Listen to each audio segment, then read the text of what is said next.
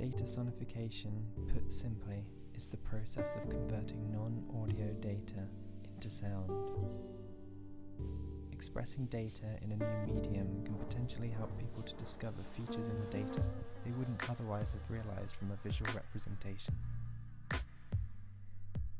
It can aid scientific discovery and science communication, not to mention artistic expression, like this website that lets the listener hear the movement of the trams of Helsinki in real time.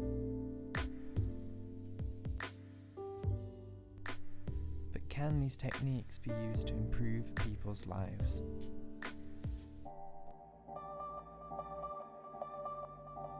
After nearly 3 years of blindness, I find that the pictures in the gallery of my mind have dimmed somewhat. Rain brings out the contours of what's around you, in that it introduces a blanket of differentiated and specialized sound which fills the whole of the audible environment.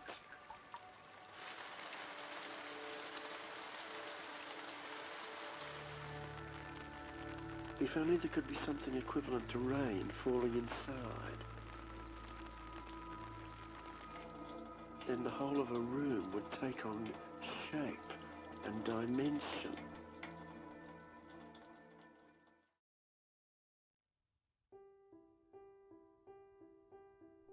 Chromaphone fundamentally is about bringing the techniques of data sonification into the field of assistive technology. It converts live visual data from a camera into an audio soundscape that preserves features of the visual field, including lightness, colour and geometry.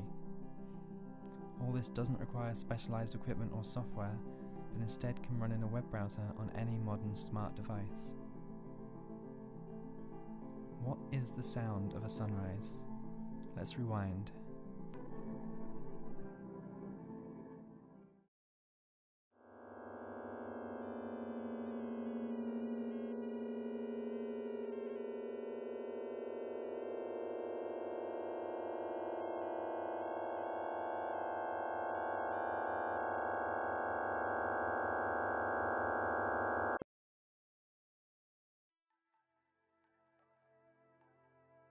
Chromaphone uses Hilbert curves to map a 2D spatial geometry onto a 1D frequency spectrum. Hilbert curves are a type of space-filling curve that retain the approximate distribution from the 2D domain onto the frequency range, regardless of the pixel resolution. This is crucial to provide the training consistency that will allow people to retrain their brain to see with auditory data. In this implementation, the lighter each point in the 2D space, the louder the tone at the frequency associated with that point. The system preserves the left-right stereo field, so if you wear headphones, you'll hear items moving across the screen. The colour of pixels around the centre of the image will modulate two oscillators to allow a user to recognise colour. Though an incomplete prototype, the app is intended to be used by blind people, and so has been designed to minimise the need to see the interface whilst adjusting parameters. Let me show you.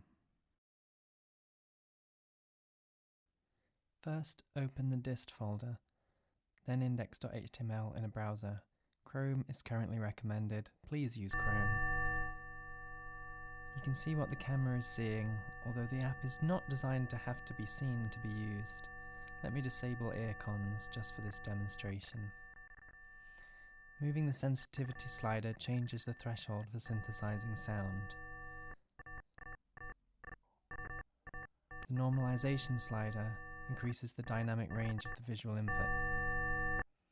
Compression makes it easier to hear quiet sounds. The Hilbert curve order dictates the order of the curve and thus how many pixels are used to create sound.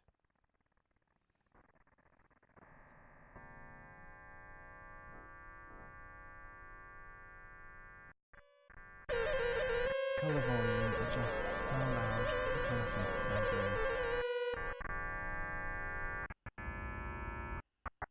And frequency controls let you adjust the bandwidth and frequency range of the main synthesizer.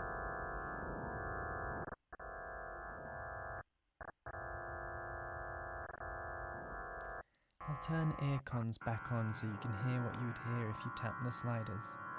This is to allow a blind user to tap a blank screen to hear what the active Sensitivity, control is before they lightness decide which they would normalization, like to change. compression. There are also some training videos to help you get used to the synthesizer. So how well does the system work? There's a number of issues. I believe the lightness translation works very well. However, the colour information loses a lot of granularity in the translation. There are major performance issues, as to be expected with an experimental browser technology, but this made screen recording without stuttering to be very challenging. There are still so many parameters that could be mapped. Motion tracking, object recognition, feature detection, gyroscopic feedback. I believe this is just the beginning of what is possible.